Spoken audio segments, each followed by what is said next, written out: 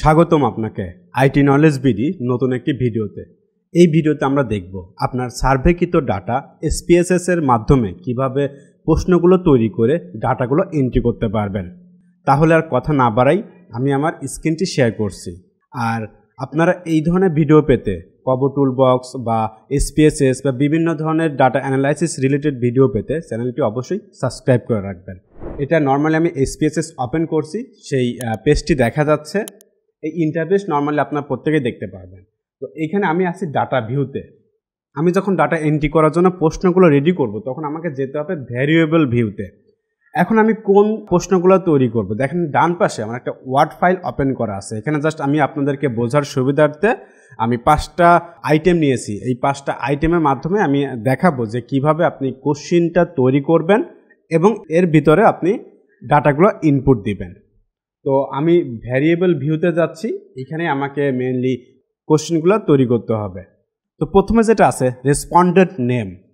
আমি প্রথমটার জন্য যদি তৈরি করতে চাই তাহলে আমাকে জাস্ট এখানে নেম বলতে জাস্ট আমাকে শর্ট করে ইউনিক নেমটা লিখতে হবে। তো আমি এটা শুধু নেম দিচ্ছি, নেম। টাইপ, এখন এই যে নেম এটা আসলে টাইপ কি হবে, দেখেন ডান পাশে আমি এটা টেক্সটের একটা ঘর দিয়ে রাখছি। আমি যে ওয়ার্ড ফাইলটা খেয়াল করেন, এখানে সে রেসপন্ডেন্ট এর নাম লিখবে। সেক্ষেত্রে নাম বিভিন্ন রকমের হতে পারে, এজন্য আমরা এখানে টেক্সট দিয়ে রাখবো। তো টেক্সট দেওয়ার জন্য দেখেন আমি যদি এই নিউমেরিকে ক্লিক করি, ডাবল ক্লিক করলে এই যে ডান পাশে একটা অপশন ওপেন হয়েছে, এটার নাম হচ্ছে ইলিপস। আমি যদি এখানে ক্লিক করি তখন এখানে দেখবেন এই যে স্ট্রিং, ঠিক আছে, স্ট্রিং, অর্থাৎ আমরা যদি স্ট্রিং দেই তাহলে এখানে টেক্সট লিখতে পারবো।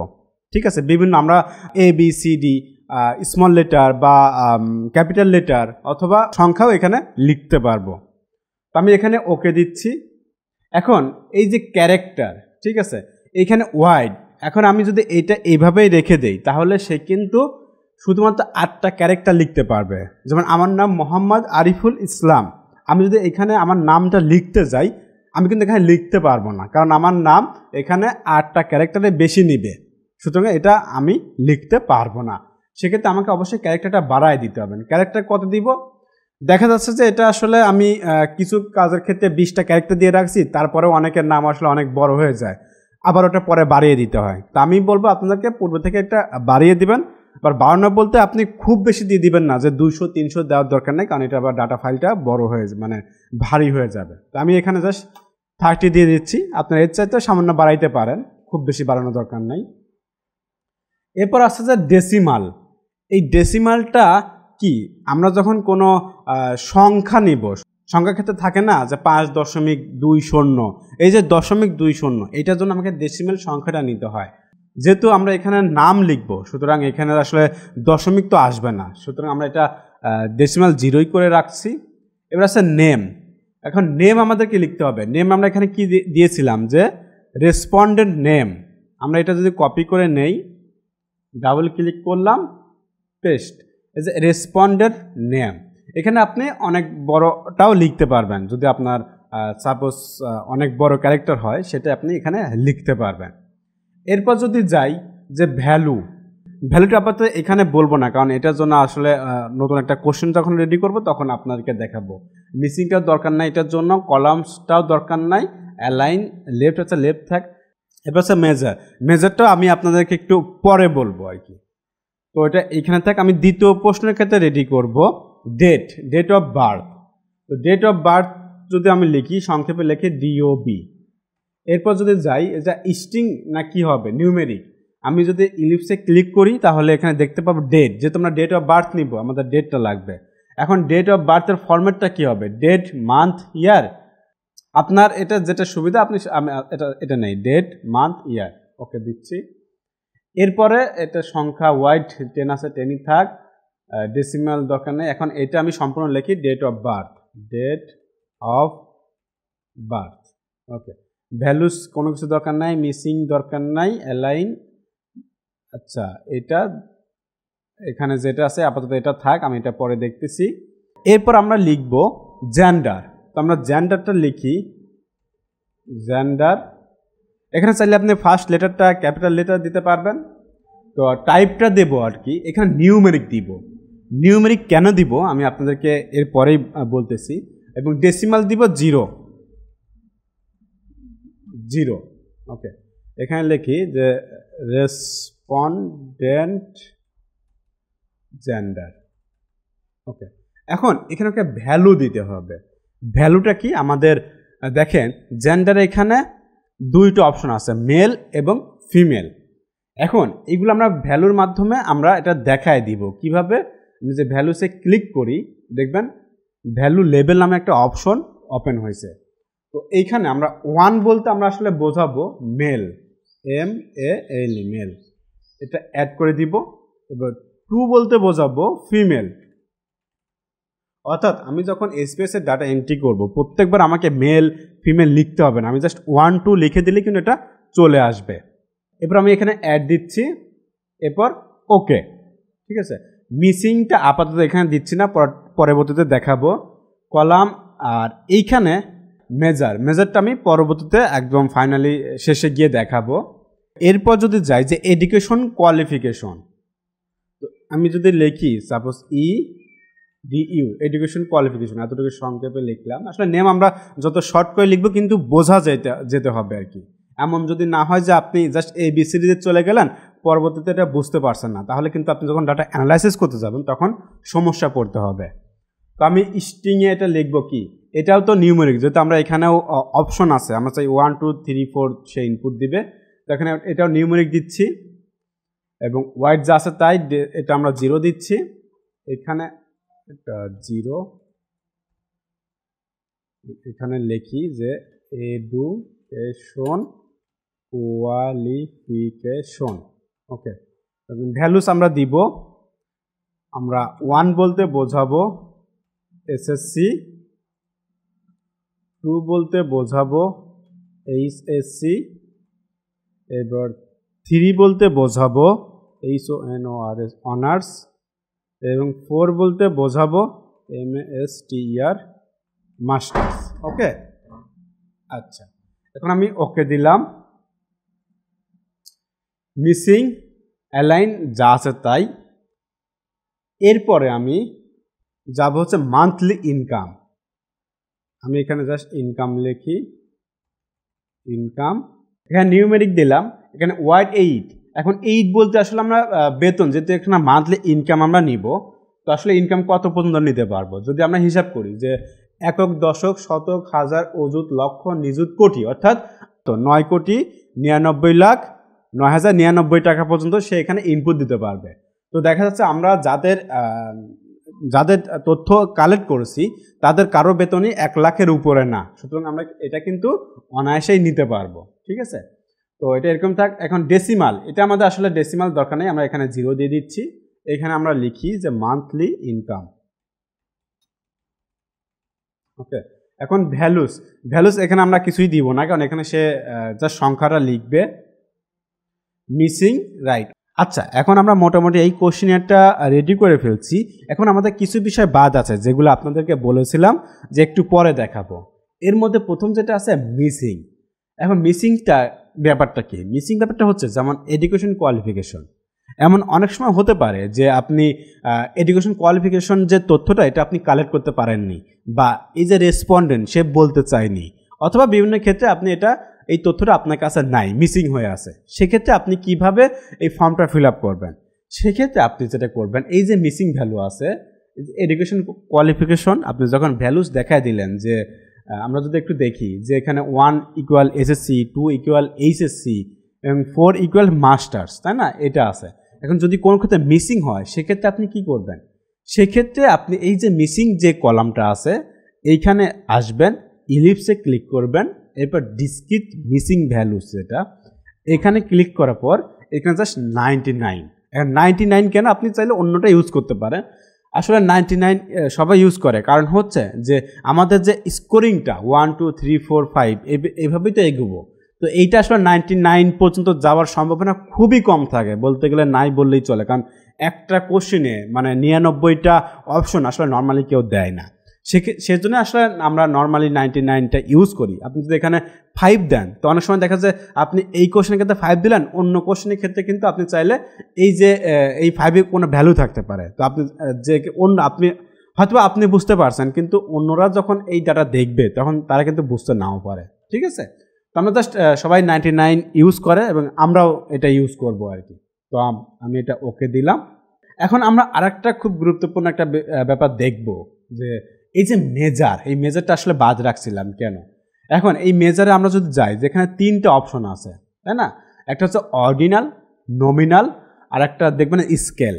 ঠিক আছে, এখন এই অপশনগুলো কখন কোনটা আসবে দেখেন, যদি আপনার এই ভ্যালুগুলা এমন হয় যে এটা পরিমাপ করা যায় না, এটার কোনো ক্যালকুলেশন হবে না, এবং এটা ছোট বড় সেটাও নির্দেশ করা যায় না, সেক্ষেত্রে হবে নমিনাল।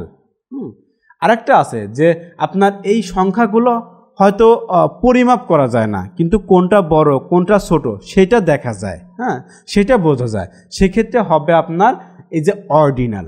আরেকটা আছে যেটা স্কেল, যেটা আমরা পরিমাপ করতে পারবো, যোগ বিয়োগ এভারেজ বের করতে পারবো, সেই ক্ষেত্রে হবে স্কেল। তো আমরা এখানে দেখি যে কোনটার ক্ষেত্রে কোনটা হবে। যেমন এখানে প্রথমটা কি নিছি, নেম। এখন যদি আমরা যে এখানে নাম লিখি, যে সাপোজ মিরাজুল ইসলাম, আরাফাত হোসেন, এখন আমি আপনাকে যদি বলেন তো কোন নামটি বড়, মিরাজ নাকি আরাফাত, আপনি কিন্তু বলতে পারবেন না, আমিও পারবো না। তো সেই ক্ষেত্রে কিন্তু এটা নমিনাল হবে, কারণ এটার কোনো আসলে ভ্যালু এরকমভাবে নাই, এটা কোনো ক্যালকুলেশন ভ্যালু নাই, ছোটো বড়ও নির্দেশ করা যায় না। এরপর যদি আমরা যাই যে ডিওবি, এখন ডিওবি বা ডেট অফ বার্থের ক্ষেত্রে আমরা কী দিব, এই ক্ষেত্রে আমাদের স্কেলটা ব্যবহার করতে হবে, কারণ আমরা কিন্তু এই ডেট অফ বার্থকে বিভিন্নভাবে পরিমাপ করতে পারবো। এরপরে যেটা আছে জেন্ডার, জেন্ডারের ক্ষেত্রে কি আমরা এটা বের করতে পারি যে এটা সাপোজ ছেলে বড় না মেয়ে বড়, বা হচ্ছে এটা কোনো আমরা ক্যালকুলেশন করতে পারি, আমরা কিন্তু এটা পারি না। তো সেক্ষেত্রে কিন্তু আমরা নমিনাল দিব। এরপরে যেটা আছে এডুকেশন, আমরা কিন্তু এডুকেশন কোয়ালিফিকেশনের ক্ষেত্রে জানি যে এসএসসি বড় নাকি এইচএসসি বড়, আমরা কিন্তু জানি যে এইচএসসি বড়, আবার এর চেয়ে অনার্স বড়, আবার অনার্সের চেয়ে মাস্টার্স বড়, তাই না? এটা আমরা জানি। তো সেক্ষেত্রে আমরা এটা অর্ডিনাল দিব। এরপরে যেটা আছে যে ইনকাম, ইনকামের ক্ষেত্রে তো আমরা জানি যে আমরা এটা যোগ করতে পারবো, আমরা সবার ইনকামটা গড় করতে পারবো, যোগ করতে পারবো, তো সেক্ষেত্রে এটা অবশ্যই স্কেল হবে। তাহলে বুঝতে পারছেন নমিনাল কখন হবে, যখন এই ভ্যালুটার কোনো পরিমাপযোগ্যতা নাই, বড় ছোট নির্দেশ করে না, সেক্ষেত্রে আপনি এই নমিনাল ইউজ করবেন। যদি আপনি ক্যালকুলেশন করা যায় না কিন্তু বড় ছোট নির্দেশ করা যায়, কোনটা বড় কোনটা ছোট সেটা নির্দেশ করে, সেক্ষেত্রে আমরা অর্ডিনাল ব্যবহার করব। আর যদি আমরা ক্যালকুলেশনও করতে পারি, বড় ছোট সব কিছুই করতে পারি, সেক্ষেত্রে আপনার স্কেল ব্যবহার করব। আচ্ছা, মোটামুটি এখন আমাদের কোশ্চেনিয়ারটা রেডি করা কমপ্লিট হয়েছে। এখন আপনাদের জাস্ট কিছু বিষয় দেখাবো, যে আপনারা যখন কোশ্চেন রেডি করবেন এগুলো অবশ্যই খেয়াল রাখবেন, নয়তো আপনারা কিন্তু কোশ্চেন তৈরি করতে পারবেন না। সেটা হচ্ছে যে এই যে নেম, আপনি কিন্তু এখানে চাইলেই যে কোনো কিছু ইউজ করতে পারবেন না। আমি যদি লিখি যে 11 আরিফুল, আমি কিন্তু সেটা পারবো না, সেক্ষেত্রে আমাকে অবশ্যই কিছু বিষয় নিয়ম মেনে চলতে হবে। তো সেটাই আমি আপনাদেরকে দেখাবো, আমি লিখে রাখছি আপনাদের জন্য, আমি এটা বের করি। সংখ্যা দিয়ে শুরু করা যাবে না, ঠিক আছে? অর্থাৎ আমি একটু এই পাশে নিয়ে যাই, আমি যদি এইখানে যে 11, সাপোজ আমি এটা একটু বড় করি আপনাদের দেখার সুবিধার্থে, আমি যেখানে লিখি যে 11 আরিফ, বা সাপোজ আমি ডিওবি লিখি, দেখেন এটা নিচ্ছে না। তার মানে কি, এটা আমি অবশ্যই সংখ্যা দিয়ে শুরু করতে পারবো না, আমাকে অবশ্যই যে কোনো একটা লেটার দিয়ে শুরু করতে হবে। এরপর আছে স্পেস ব্যবহার করা যাবে না। আমি যদি মাঝখানে কোনো স্পেস দিই, যেমন আমি যদি লিখি যে EDUCU কোয়া, এতটুকু যদি লিখি, এটা নিচ্ছে না, অর্থাৎ মাঝখানে কোনো স্পেস ব্যবহার করতে পারবো না। একইভাবে বিশেষ চিহ্ন যেগুলো আছে, যেমন @ অ্যান্ড, এরপরে এরকম আরও যেগুলো আছে, এগুলো আমি এখানে ব্যবহার করতে পারবো না, শুধুমাত্র আন্ডারস্কোর ব্যবহার করতে পারবো। ঠিক আছে, আমি যদি আগে যেটা লিখছিলাম যে EDU_CUA, দেখেন এটা কিন্তু নিচ্ছে, এই যে, ঠিক আছে। আচ্ছা, আগে যেগুলো ব্ল্যাঙ্ক রাখছিলাম সেগুলো অলরেডি একটা ধরে নিছে, আমরা এটা কেটে দিচ্ছি। তার মানে বুঝতে পারছেন যে এটা কিন্তু নিছে, কিন্তু আগেরটা নেয় নাই, আমি এটা ডিলিট করে দিচ্ছি, ক্লিয়ার করে দিচ্ছি। ওকে, এরপর এর কিছু রিজার্ভ কিওয়ার্ড আছে যেগুলো স্পেসের ক্ষেত্রে স্পেস নিজে এটাই ব্যবহার করে, যেমন অল, অ্যান্ড, বাই, ইকিউ, এগুলো একটা মান আছে। তো এজন্য এই যে রিজার্ভ কিওয়ার্ড, এগুলো আমরা ব্যবহার করতে পারবো না। আপনি চাইলে এখান থেকে একটা স্ক্রিনশট দিয়ে রাখতে পারেন অথবা নোট করে রাখতে পারেন। এরপর আছে নামের দৈর্ঘ্য, আমরা এই যে জেন্ডার বা ইনকাম লিখতেছি, এটা কিন্তু আমরা সর্বোচ্চ 64 ক্যারেক্টার পর্যন্ত লিখতে পারবো, এর বেশি আমরা লিখতে পারবো না। এরপর যদি যাই যে কেস সেন্সিটিভ, এই SPSS এটা কিন্তু কেস সেন্সিটিভ, অর্থাৎ আমি যদি এই যে নেম NAME আমি যদি এটা সম্পূর্ণ ক্যাপিটাল লেটারে লিখতাম, এটার মান যা থাকতো এটা যেটা বোঝাইতো, আবার স্মল লেটারে লিখতেছি এটাও কিন্তু সেম, ঠিক আছে। অর্থাৎ আমি যদি স্মল লেটার এবং ক্যাপিটাল লেটার ব্যবহার করি এর মধ্যে কোনো পার্থক্য নেই, একদম সেম। এখন হচ্ছে ইউনিক, আমরা অবশ্যই এখানে প্রত্যেকটা ইউনিক হইতে হবে। আমি যদি এখানে এই EDU লিখলাম, নিচে আবার লিখলাম EDU, এটা কিন্তু নিবে না। আমি যদি একটু দেখাই যে EDU, দেখি এই যে নিচ্ছে না, ঠিক আছে, এই যে ডুপ্লিকেট বলে দিচ্ছে। তো এই ব্যাপারগুলো আপনারা অবশ্যই খেয়াল রাখবেন। তো মোটামুটি আশা করি বুঝতে পারছেন। তো এর বাইরে যদি আপনাদের কিছু জানা থাকে আপনারা কমেন্টে লিখবেন। আমরা এখন একটা ফর্ম ফিল আপ করবো। সাপোজ আমাদের কাছে ডাটা আছে, আমরা ওইভাবে লিখবো। তো আমি যদি নাম লিখি, সাপোজ মিরাজুল ইসলাম, DOB যদি লিখি সাপোজ 10, আমি কি দিছিলাম তখন 10/10/2014 নিচে এই যে দেখেন আমি দিলাম ড্যাশ, হ্যাঁ, কিন্তু নিল ফুল স্টপ। তার মানে কি, এটা আমি কিন্তু এই ফরম্যাটটাই ব্যবহার করেছিলাম, যার কারণে এটাই আমার কাছে নিচ্ছে। দেখেন আমি যদি ডেটে যাই, এই যে ডট ডট, সুতরাং এই ডটাকেই আমাকে লিখতে হবে। জেন্ডার আমি যদি এখানে 1 দেই, এটা নিচ্ছে। এডুকেশন কোয়ালিফিকেশন সাপোজ দিলাম 2 এবং ইনকাম দিলাম 5000। আমি আরেকটা ফিল আপ করি, সাপোজ রহিম উল্লাহ, এটা দিলাম 20.09 এবং 2013। জেন্ডার দিলাম 2, এডুকেশন কোয়ালিফিকেশন দিলাম সাপোজ 1, ইনকাম দিলাম 7000। এখন আমি এখানে 1 দিচ্ছি, আসলে 1 এর মানে কি আমি তো এটা বুঝতে পারছি না, তাই না? আমি যদি এটা দেখতে চাই সেই ক্ষেত্রে এই যে এটা কি ভ্যালুয়েবল লেভেলস, এখানে যদি ক্লিক করেন তাহলে দেখবেন যে এখানে মেল ফিমেল চলে আসবে। আমি যদি আরেকটা ডাটা ফিল আপ করি, suppose Ariful Islam, date of birth suppose 10, এরপরে মাস 09, এরপরে সাপোজ কত 2003, এরপরে আমি সাপোজ এখানে দিলাম 1। দেখেন 1 দেওয়ার সাথে সাথে মেল নিয়ে নিল, তাই না? আমি যদি এখানে 3 দেই তাহলে দেখবেন অনার্স নিয়ে নিছে, বুঝতে পারছেন? এবার 8000 যদি দেই, তাহলে আপনি কি এটা বুঝতে পারছেন যে আমি যখন এইখানে সংখ্যা লিখব, সংখ্যার পরিবর্তে এখানে কিন্তু ওই যে সংখ্যার পরিবর্তে আমরা যে টেক্সটটা দিয়ে রাখছি সেটা কিন্তু অটোমেটিকভাবে নিয়ে নিচ্ছে।